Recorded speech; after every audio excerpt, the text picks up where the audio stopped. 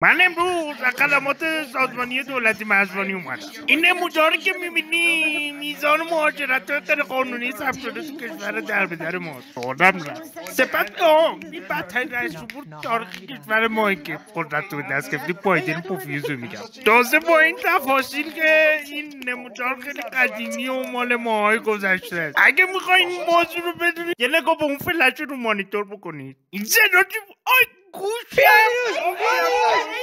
بادیگاردو گوشه کمرم آی بابا من گوشم زخمه آروم آروم اون بادیگارد خانومه کو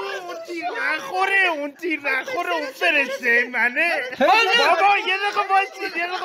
بلند شید اوضاع آرومه بابا این زخمه وای بابا بلند شید مرد بابا این فرشته من تیر نخوره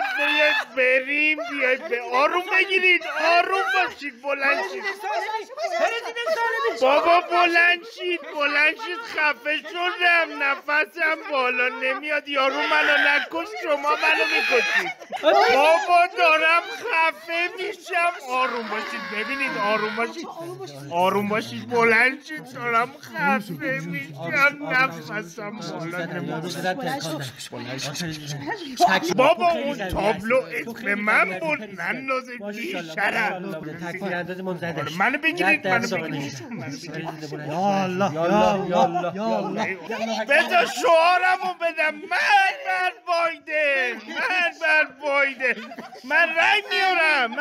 میارم بابا بیایم بریم اوزاقیته فکر کنم تیر بعدی الان میاد